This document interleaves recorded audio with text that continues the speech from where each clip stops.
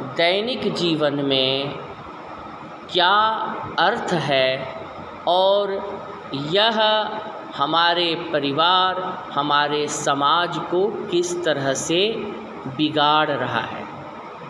समाज पर और परिवार पर लैंगिक असमानता का कितना खराब भैया बहन प्रभाव पड़ रहा है, ये आपको देखने में आएगा।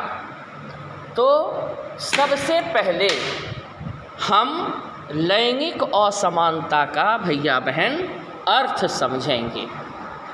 First of all we will just see that what is gender inequality. क्या है जेंडर इनइक्वालिटी का मतलब क्या है, लैंगिक असमानता कहते किसको है भैया बहन, इसको हम लोग सबसे पहले देखेंगे। और उसके बाद बॉक्स में जो याद रखने योग्य नए नए शब्द हैं, उन नए शब्दों को भी हम लोग देखेंगे। तो भैया बहन लैंगिक असमानता का अर्थ होता है महिलाओं के साथ, बालिकाओं के साथ हर एक प्रकार का भेदभाव करना। मैं फिर से इसको रिपीट कर रहा हूँ भैया बहन, महिलाओं के साथ, बालिकाओं के साथ हर प्रकार का भेदभाव ही लैंगिक असमानता कहलाता है। अब भैया बहन यहाँ समझने वाली बात यह है कि हर प्रकार की असमानता का क्या मतलब हुआ। भैया बहन हर प्रकार की असमानता में आया आर्थिक असमानता, राजनीतिक असमानता, सामाजिक भेदभाव अर्थात सामाजिक असमानता। इंग्लिश में कहेंगे तो कहेंगे all sort of inequalities done to the women और the girl child, like economic inequality, like social inequality and above all political inequality। भैया बहन अब आप सोचिए कि समाज में पुरुष एवं महिलाओं की आबादी करीब करीब 50-50% है, और समाज के अगर आधे वर्ग को हम इंसाफ के साथ लेकर नहीं चलेंगे, उनके साथ भेदभाव करेंगे, तो समाज कभी भी तरक्की नहीं कर सकता है। और जब समाज पीछे रह जाएगा भैया बहन, तो राज्य भी पीछे रह जाएंगे, राष्ट्र भी पीछे रह जाएगा। इसलिए आवश्यक है भैया बहन कि लैंगिक असमानता को बिल्कुल ही असंवैधानिक घोषित कर दिया जाए, जो कि किया भी गया है। लेकिन अब आप कहेंगे कि आचार्य जी लैंगिक असमानता को, महिलाओं के प्रति भेदभाव को गैर संवैधानिक और गैर कानूनी घोषित तो कर दिया गया, फिर इसे हम एक प्रॉब्लम के तौर पर, एक समस्या के तौर पर क्यों पढ़ते हैं। जब असंवैधानिक घोषित हो ही गया, इसे तो समाप्त हो जाना चाहिए था भैया बहन, लेकिन ये समाप्त नहीं हुआ। और समाप्त जब नहीं हुआ तभी तो अभी हम लोग इसे एक समस्या के रूप में देख रहे हैं। तो भैया बहन लैंगिक असमानता का मतलब आप समझ गए होंगे। कागज़ कलम लेकर के इसको लिख भी जाएं, क्योंकि यही टॉपिक आपको 8 में भी पढ़ने को मिलेगा, 9 में भी मिलेगा, 10 में भी मिलेगा भैया बहन। यानी ये सिर्फ क्लास 7 के लिए ही इम्पोर्टेंट नहीं है, ये अगली सभी कक्षाओं के लिए बहुत इम्पोर्टेंट है। लैंगिक असमानता पर आपको प्रश्न आते ही रहेंगे भैया बहन, इसलिए ज़रा सा इसको कागज़ कलम लेकर के लिख लीजिए, मैं यहाँ से बोल रहा हूँ। सब लोग कागज़ कलम ले चुके होंगे। अब लिखिए, लैंगिक असमानता का अर्थ होता है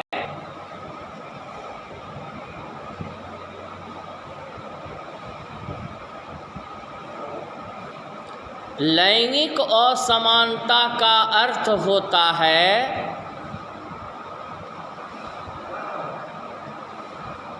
महिलाओं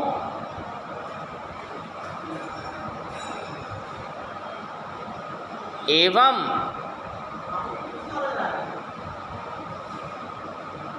बालिकाओं के साथ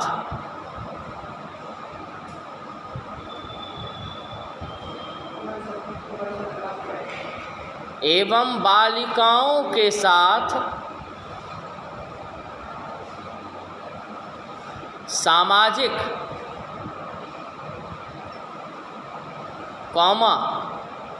आर्थिक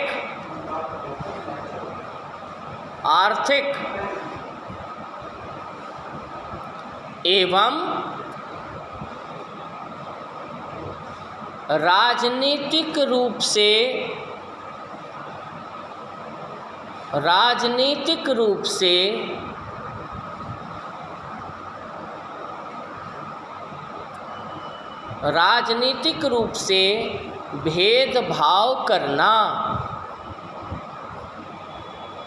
राजनीतिक रूप से भेदभाव करना।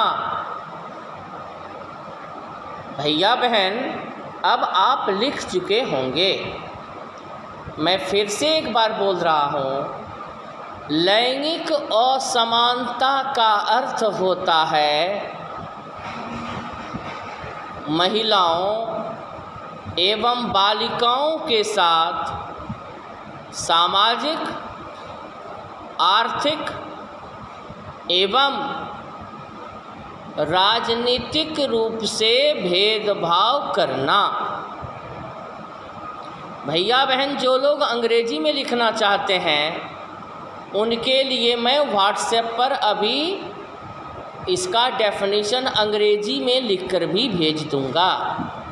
जैसे ही आपकी कक्षा समाप्त होगी, मैं 5 मिनट के बाद ही आपको इसका इंग्लिश में डेफिनेशन भी लिखकर भेज दूंगा। उसमें याद रखने योग्य नए शब्द का भी अंग्रेजी रूपांतरण रहेगा। जिनको इंग्लिश में लिखना है वो इंग्लिश में याद कर लेंगे, जिनको हिंदी में लिखना है वो हिंदी में याद कर लेंगे। There will be no problem. अब भैया बहन, बॉक्स में लिखे हुए वर्ड्स को एक बार देख लेते हैं। पहला वर्ड है लैंगिक असमानता। भैया बहन, पहला जो वर्ड है वो है लैंगिक असमानता, जिसको हम लोगों ने ऑलरेडी देख लिया। अब दूसरा है रूढ़ धारणा निर्माण।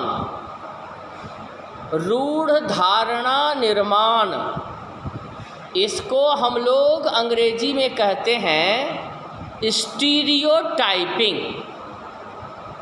भैया बहन, रूढ़ धारणा का अंग्रेजी में शब्द में जो मीनिंग है, जो नाम है, वो है स्टीरियोटाइपिंग।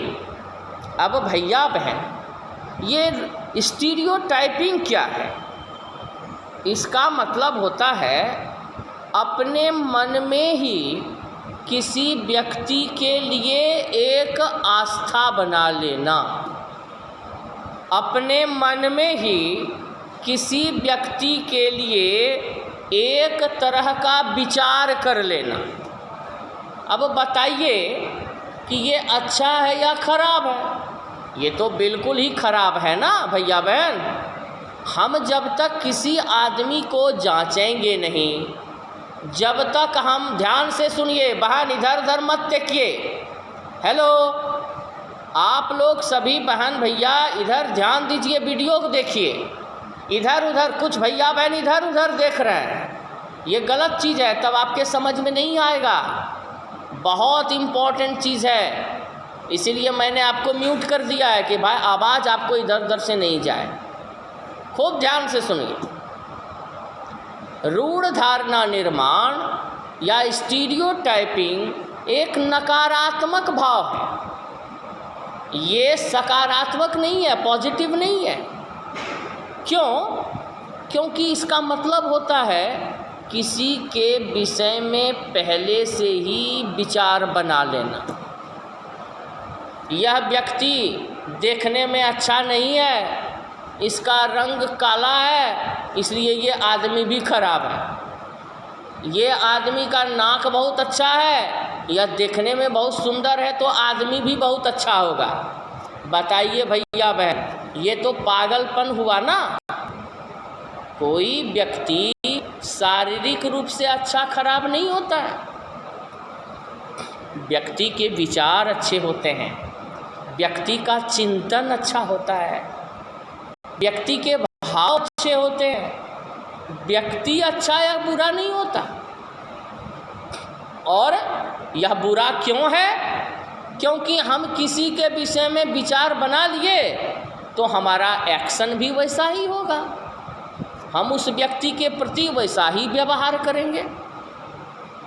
अब भैया बहन ये तो बिल्कुल गलत है ना। जब तक हम किसी व्यक्ति को जांचेंगे नहीं, परखेंगे नहीं। सभी भैया बहन अपना वीडियो ऑन कर लीजिएगा, सभी भैया बहन अपना वीडियो ऑन कर लें, तब बात कम्युनिकेशन अच्छा से हो सकेगा।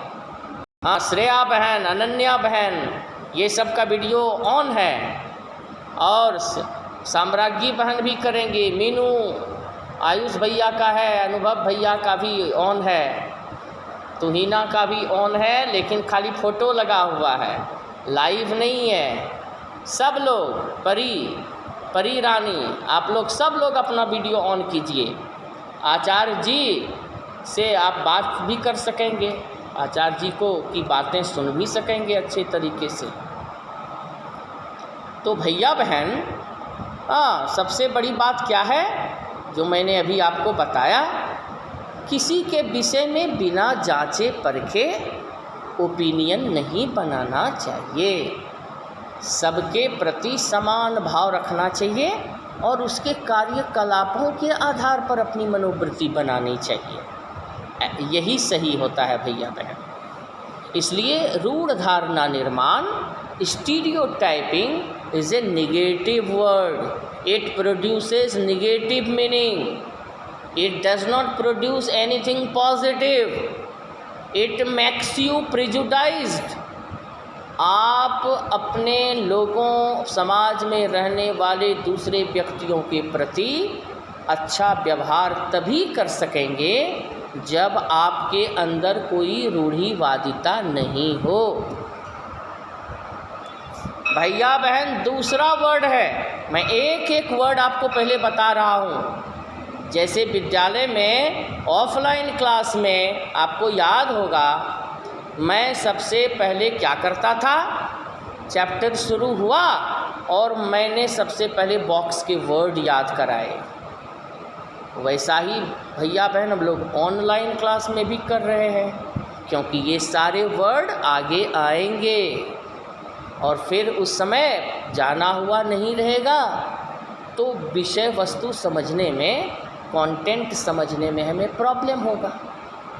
अब अंदर के पृष्ठों में जहाँ कहीं रूढ़ धारणा आएगा, आप फट से उसका जवाब मालूम कर सकेंगे। हाँ, अच्छा, सेक्शंस क्या कहते हैं, 6 में नहीं पढ़ाते थे तो कोई बात नहीं, एक बहन ने लिख के भेजा है, तो 7 में तो पढ़ा रहे हैं ना, और 7 में भी, फिर 8 में भी आपको पढ़ाएंगे, 9 में, 10 में, अब हम ही आपको पढ़ाएंगे सिविक्स।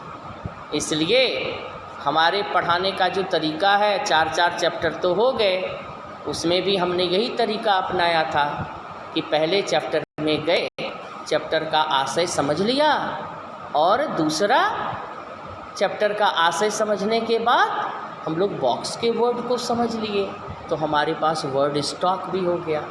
और इस बार तो मैं इंग्लिश में भी लिख के भेजूँगा अभी कक्षा समाप्त होने के बाद सारे वर्ड का इंग्लिश मीनिंग भी लिख करके भेजूँगा आपको, इंग्लिश नाम भी लिख के भेजूँगा। अब भैया बहन तीसरा शब्द आया पितृ प्रधान परिवार। इसको अंग्रेजी में बोलते हैं पैट्रियार्कल, PATRICHIAL,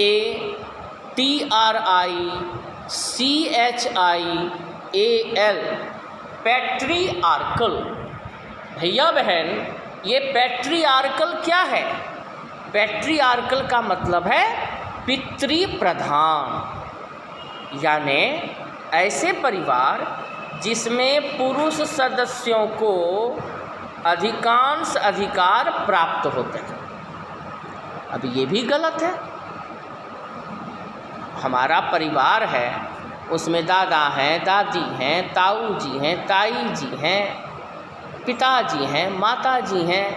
अब सिर्फ पिताजी, ताऊ जी, दादाजी की ही बात घर में चले और महिलाओं की सुनी ही नहीं जाए, तो ये भी तो भेदभाव हो गया ना। महिला एवं पुरुष दोनों को अधिकार संपन्न होना पड़ेगा अगर परिवार का कल्याण चाहते हैं, राज्य का कल्याण चाहते हैं, समाज का कल्याण चाहते हैं। महिला सदस्यों की भी सुनी जानी जरूरी है। ऐसा नहीं कि पुरुष जो जो बोला महिलाएं फिर सिर्फ नौकरानी की तरह वो काम करती चली गई। परिवार में कोई नौकर नहीं होता, परिवार में सभी मालिक होते हैं। कोई किसी के ऊपर धांस नहीं जमा सकता, कोई किसी को बाध्य नहीं कर सकता कि तुमको मेरे ही अनुसार चलना होगा। क्यों? आपके अनुसार मैं क्यों चलूं? जायज़ बातें जो हैं वो मानी जाएगी, परिवार के हित में जो बातें हैं वो मानी जाएगी, समाज के हित में जो बातें हैं उसे भी माना जाएगा। लेकिन गुलामों के तरह पुरुष जो जो बोलेंगे महिलाएं वही वही करती जाएंगी, ये गलत है। भैया बहन आजकल हमारे समाज में पितृ प्रधान परिवार हैं, पैट्रियार्कल फैमिली हैं, यह गलत है। परिवारों में मैट्रियार्कियलिटी भी होनी चाहिए, मातृसत्तात्मक परिवार भी होना चाहिए। परिवार में महिलाओं की भी सुनी जाए, इसके लिए भी प्रयास करना होगा। महिलाओं को समान अधिकार भैया बहन देने होंगे, पितृसत्तात्मकता को समाप्त करना होगा। भैया बहन चौथा वर्ड है लिंग अनुपात। अंग्रेजी में इसे बोलते हैं सेक्स रेशियो। लिंग अनुपात, सेक्स रेशियो, यह एक अरिथमेटिकल नाम है, अंकगणितीय टर्म है भैया बहन। और इसका मतलब क्या होता है? इसका मतलब होता है प्रति 1000 पुरुषों पर महिलाओं की संख्या। फिर से आप सुन लीजिए, आपको आएगा कि लिंग अनुपात से तुम क्या समझते हो, what do you mean by sex ratio. तो आप कहेंगे कि लिंग अनुपात का मतलब होता है प्रति 1000 पुरुषों पर महिलाओं की संख्या का अनुपात ज्ञात करना। अनुभव भैया आप ध्यान से सुनिए, आप अभी बोलिए मत, अभी ध्यान से सुनिए। आप बहुत अच्छा भैया है, लेकिन मेरी बात सुनेंगे आधे घंटे के बाद तो फिर आप फ्री हैं। अभी मेरी बात सुनिए, अभी मेरे बोलने की बारी है तो हमको बोलने दीजिए। तो भैया बहन लिंग अनुपात का अर्थ होता है प्रति 1000 पुरुषों पर महिलाओं की कुल संख्या कितनी है। जैसे अभी हमारे देश में भैया बहन लिंग अनुपात में महिलाओं की संख्या लगातार घटती जा रही है। यह बहुत चिंता का विषय है भारत सरकार के लिए।